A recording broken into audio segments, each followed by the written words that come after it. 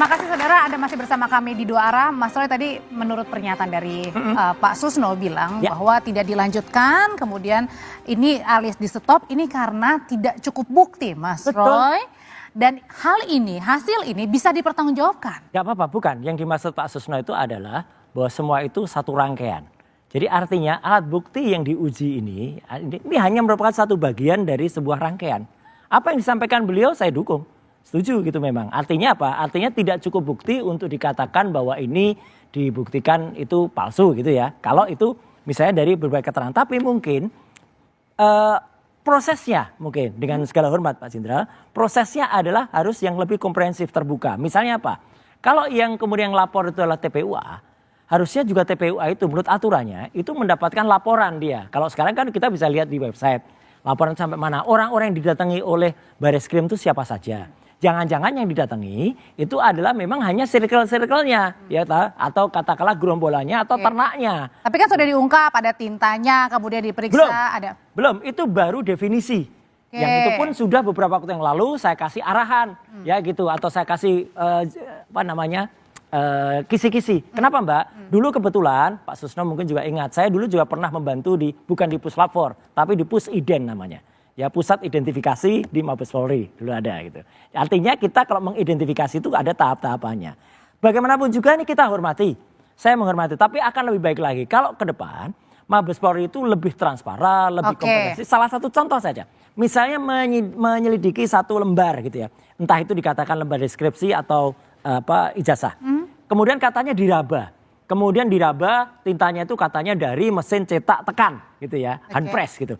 Terus kemudian dirasakan. Jadi ini hasilnya bukan hasil laboratorium tapi hasil perasaan Mbak. Jadi hanya dirasakan, sayang gitu loh. Udah punya alat-alat canggih, harusnya pakai itu. Nah gitu. Tanggapannya Pak Susno ini kata Mas Roy bilang ini sebenarnya pakai perasaan nih kayaknya nih para penyelidiknya. Iya bisa saja Pak Roy katakan begitu. Karena mungkin tidak dijelaskan oleh Pak Dirskrim bagaimana dia menyimpulkan seperti itu. Nah mestinya kalau orang laborat yang hadir di situ dia akan menjelaskan sehingga pada kesimpulan itu apa? Apa karena diraba, dilus, apakah apa? Atau karena dengan teknologi yang ada. Karena Bareskrim itu sudah mempunyai laborat yang sangat bagus, tidak kalah dengan Amerika gitu. Tapi dijelaskan bahwa ini bukan karena dicium, bukan karena diendus, bukan karena ini, tapi kita menggunakan teknologi tingkat tinggi. Dan pada kesempatan ini saya katakan bahwa negara lain banyak belajar dari Indonesia. Kita punya laborat yang bagus dan punya sekolah penyidik yang bagus yang berada di Semarang yang namanya GSILEC. GSILEC Bapak? Ya, GSILEC pernah situ kan, jangan-jangan ngajar Anda. Itu diikuti berapa ratus negara yang belajar di Indonesia. Kalau gitu Pak Suparji menurut Anda tadi sebenarnya memang perlu nggak sih untuk tadi mengumumkan gimana caranya di konferensi pers itu sebenarnya wewenang atau gimana tuh sebenarnya, boleh milih atau enggak? Ya pertama bahwa Lab4 itu bukan alat bukti, itu cara mencari alat bukti. Bahwa alat bukti itu ya saksi, surat, petunjuk, kemudian ahli, dan kemudian kalau dalam persidangan adalah keterangan terdakwa kan itu. Jadi kalau kemudian menyandarkan hanya pada Lab4, hanya kemudian menyimpulkan ini adalah asli atau tidak asli, saya kira terlalu prematur. Tetapi kemudian kan yang disampaikan ini adalah identik dan non identik. Dan itulah memang konsekuensi dari sebuah Lab4 dalam konteks menguji terhadap sebuah data yang diduga palsu atau tidak palsu. Kalau pertanyaannya, apakah kemudian menjadi penting untuk adanya konferensi pers? Saya kira bagian dari sebuah transparansi, bagian dari sebuah respon yang cepat. Dan harapannya pada kasus-kasus yang lain pun juga begitu. Tetapi yang terpenting adalah bagaimana menjamin presisinya, akurasinya, sehingga kemudian trust, kredibilitas terjaga. Jadi artinya ini adalah masih terlalu dini untuk menentukan begitu? Ya. Memang belum bisa ditentukan asli tidak asli, kemudian hanya mengatakan adalah identik dan tidak identik. Dan kemudian disimpulkan tidak adanya peristiwa pidana, tidak adanya tindak pidana, sehingga perkara tidak dinaikkan pada tahap penyidikan, berhenti pada penyelidikan tadi itu. Mas Yakub, ini katanya terlalu prematur, terlalu dini kalau ini ditentukan ini ijazah asli atau enggak nih Pak Jokowi? Iya Mbak Audrey, tentunya kan sekarang ada pergeseran narasi seakan-akan bahwa kata-katanya harusnya adalah otentikasi. Bukan identik gitu, harusnya otentik bukan identik. Tentunya Polri memiliki sudah prosedur dalam labnya, dan puslapfor itu selalu mengeluarkan kalau hasil itu memang identik atau tidak identik. Produknya itu saja. Gitu. Jadi tapi kan Polri tentunya pada saat melakukan penyelidikan melihat ini semuanya perkaranya secara keseluruhan. Diperiksa kemarin kalau saya tidak salah dengar 39 saksi ya kalau nggak salah ya.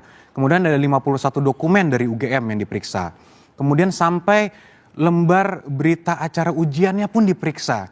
Kemudian ada teman-temannya juga yang diperiksa. Kemudian ada juga foto-fotonya diperiksa. Jadi tentunya penyelidik ini melihatnya secara keseluruhan. Jadi dari itu semua dapat dikonkludkanlah bahwa ijazahnya ini ijazah yang sah. Oleh karena itu tidak terbuktilah adanya pemalsuan atau ijazah yang palsu. Oleh karena itu dihentikan. Jadi harus kita rubah sedikit nih cara pikirnya. Jangan kita lihat bahwa oke, karena itu bahasanya adalah identik maka belum tentu otentik. Bukan. Penyelidikan ini kan keseluruhan, menyeluruh. Jadi kita harus sangat hormati dan justru kami sangat apresiasi kepada para penyelidik yang sangat komprehensif, yang menurut kami kalau pertanyaannya adalah a question of authenticity, ditanya kepada penerbit, simple sebenarnya menurut kami. Maksudnya ke UGM? Ke UGM. Ketika UGM bilang itu produk kami, selesai. Sama kayak uang Mbak. Mbak menyatakan uang ini palsu. Ditanya ke BI. BI bilang asli, saya mengeluarkan. Bagaimana? Masih bilang mau dipertanyakan lagi. Tapi nggak apa-apa, dibawa ke polisi. Polisi bilang, oke, saya uji dulu ya. Diuji secara forensik, dibawalah ke BI-nya, dibawa, ditanya BI-nya yang pencatatnya Setidaknya Mas, berkali-kali sudah saya sampaikan ya gitu. Sebelum menjadi sebuah ijazah, itu proses yang tadi disebut Pak Susno itu. Apakah terjadinya satu hal yang disebut identik ini ada sebuah proses. Apa jadinya? Kalau kemudian publik itu benar-benar bisa mengerti dan saya sanggup untuk membuktikan atau kemudian kita lihat lagi skripsi yang ditulis skripsi oleh Joko Widodo itu, itulah skripsi yang tidak ada lembar pengujiannya. Lembar pengesahannya bahkan penandatangannya diragukan oleh putrinya sendiri. Putrinya sendiri pun bahkan Pak Profesor Dr. Insir Ahmad itu mengatakan bahwa nama ayah saya tidak pakai OE, nama ayah saya pakai U pada Ahmad Sumitro. Bahkan melihat tanda tangannya dia ketawa. Greenberry ini itu dia mengatakan, loh ini kok aneh gitu. Jadi artinya lembar skripsi yang tidak ada pengujiannya itu kemudian bisa ditentukan tuh asli atau tuh otentik oleh UGM. Ini yang pantas dipertanyakan. Kenapa bisa itu terbit ijazah dengan skripsi yang saya harus bilang maaf abal-abal seperti itu. Oh aduh. Iya. Pernyataannya nggak main-main ya. Oh nggak main-main. Beneran ini Mel. Nggak pernyataannya nggak main-main Mas Yakub. Abal-abal katanya. Ya itu kan semua opini Mas Troy ya. Kita ya fakta hormati ini, dan silahkan. Tentunya kan penyelidik kemarin sudah memberikan penjelasan yang sangat komprehensif. Skripsinya diperiksa, ditanya juga kepada teman-temannya, dosennya semua. Dan ini semua kan sudah jelas. Ini kan kita negara hukum Mbak. Kita tidak bisa hanya menggunakan opini, narasi. Jadi kan kalau itu semua mungkin akan lebih berimbang gitu. Sempurnanya kemarin itu dua-duanya dihadirkan sebagai saksi pelapor kan gitu loh. Sehingga kemudian tidak ada kecurigaan, terbangun sebuah kepercayaan. Itu yang kemudian jadi pertanyaan. Kenapa kemudian dianggap satu pihak tadi Mas Roy? Seharusnya memang kedua belah pihak, saksi pelapor dihadirkan untuk memberikan keterangan klarifikasi juga. Ini yang kemudian menjadi pertanyaannya di situ. Ya, kalau saya tidak salah dengar, pelapor juga diundang untuk memberikan. Tentunya kan ketika membuat laporan, pelapor kan harus memberikan dong tuduhannya apa sih, keterangannya silakan dong. Kenapa palsu, buktinya mana, itu kan. Itu Mas, harusnya begitu. Dan tentunya diundang 2 kali, ternyata tidak hadir juga. Benar begitu Mas Roy? Saya sih bukan bagian dari TPUA, bukan pelapor, tetapi saya hanya diminta oleh TPUA waktu itu untuk kemudian menjadi ahli pada saatnya. Jadi ketika kemudian kemarin yang saya dengar, sampai dengan hari ini, saya belum dengar bahwa pelapor itu atau TPUA. Dalam hal ini Bang Egy Sujana ya? Ya, itu menyatakan dia diundang. Bahkan dia mengatakan kaget ketika mengetahui, wah tiba-tiba Barreskrim udah jualan Tapi tadi kata Mas Yakub bilang udah 2 kali nggak datang. Bukan kata saya Mbak, itu statement resmi dari Barreskrim. Saya kira ini perlu disampaikan nanti kalau Barreskrim juga tidak diuji loh ya. Beliau nanti akan ada juga yang menguji apakah Kompolnas atau apa nanti ketika diperiksa. Apakah benar prosedur itu jalan dengan semestinya atau kemudian tidak presisi. Itu kan penting banget. Ya, oke. Yang perlu saya sampaikan mungkin Mbak Ode di sini, mungkin agak kurang baik kalau kita membangun narasi seakan-akan ada ketidakpercayaan kepada Polri. Kenapa saya bilang begini? Karena kan tentunya pihak pelapor juga melapor kepada Polri. Mereka datang ke polisi bilang dipercaya di situ bahwa tolong diusut, tolong dicari bukti-buktinya. Walaupun menurut kami dari awal sebenarnya laporannya tidak berdasar. Karena bukti-buktinya tidak cukup dari awal. Itu sebenarnya. Mungkin juga sudah kadaluarsa juga kali ya. Tapi Justru itu, Tapi Mas, tetap, justru kami cinta kepada polisi. Waktu itu juga kami bilang, sebentar, sebelum teman-teman ini kemudian menarasikan tidak percaya, saya selalu menarasikan bahwa saya menghormati kepolisian. Ya gitu, termasuk tadi yang disebut GCLEC tadi, yaitu Jakarta Center for Law Enforcement Cooperation. Itu sama ketika 2004 dulu, kita benar-benar kerjasama kepolisian dengan Australia ya Pak Susno. Waktu itu kan juga akhirnya supaya Polri ini meningkat kualitasnya. Dan saya sedih Mas, sama dengan kesedihan saya ke UGM. Gitu loh, KUGM bisa mengeluarkan ijazah dengan standar skripsi. Ketika Bareskrim kemarin menyampaikan dengan tidak komprehensif, tidak kemudian dengan bukti yang mudah dicerna oleh masyarakat, itu kan malah membuat pertanyaan bagi masyarakat. Jangan-jangan benar ya ijazahnya memang tidak seperti itu. Kalau gitu Pak Suparji, pertanyaan berikutnya adalah sebenarnya yang kita cari ijazah aslinya atau ijazah sahnya, dan bedanya apa nih otentik dengan asli? Publik luar bertanya-tanya. Ya, pertama kan yang menjadi perdebatan ini kan ijazahnya ini asli atau palsu kan. Nah tentunya untuk mengukur asli atau palsu itu kan dilihat dari siapa yang punya kewenangan untuk mengeluarkan tentang itu. Maka dari sini sebetulnya yang harus diuji adalah apakah lembaga yang mengeluarkan tadi itu memang mengeluarkan secara sah atau tidak. UGM ya maksudnya. UGM terutama. Dan Pak Jokowi kan bagian dari penggunanya. Maka untuk itu sebetulnya menjadi sangat penting adalah bagaimana UGM memberikan keterbukaan informasi, dihadirkan. Kalau perlu Pak Jokowi dengan UGM konferensi pers bersama untuk kemudian memadukan data-datanya itu. Oke, kalau gitu sebenarnya Pak Susno, sebenarnya ini yang kita cari ini ijazah aslinya Pak Jokowi atau ijazah sahnya Pak Jokowi sih? Jadi kita ini berbicara kadang-kadang mencari asli atau palsu. Kalau asli atau palsu berarti yang ini asli, yang ini palsu. Maka kita bandingkan.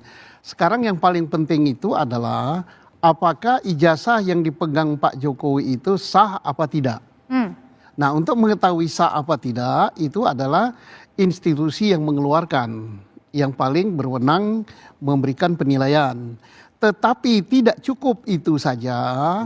Kalau institusinya mengatakan ya betul itu produk kami terdaftar, ya kami yang mengeluarkan. Maka Polri selaku penyidik tidak cukup itu. Dibuktikan prosesnya itu benar apa tidak. Nah prosesnya itu apa? Mulai dari pendaftaran. Apakah Pak Jokowi betul mahasiswa UGM apa tidak pada tahun 80? Dulu kalau nggak salah belum ada Sepenmaru, tapi ada sekretariat bersama. Ada 10 university yang terkenal, misalnya UGM, UI, Undip dan sebagainya. Dilihat saja di koran daerah, karena dulu belum ada HP ya. Jadi artinya Pak Susno? Di koran daerah itu namanya Kedaulatan Rakyat atau Bernas, karena saya pernah di Jogja juga ya.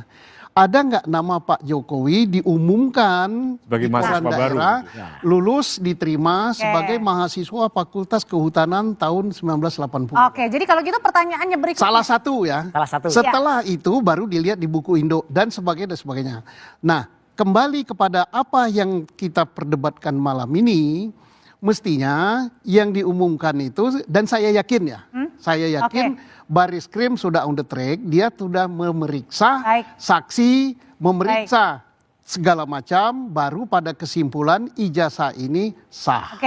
Jadi belum pada kesimpulan ijazah sah kan, baru identik. Nah nanti itu juga akan dijawab lagi sama Bapak-Bapak, karena ini sebenarnya muaranya kemana nih? Apakah harus nanti di pengadilan nih untuk dibuka seluas-luasnya dan tahu biar publik tahu? Harus seluas-luasnya soalnya ada yang sehina-hinanya. Saja deh ya, tetap bersama kami.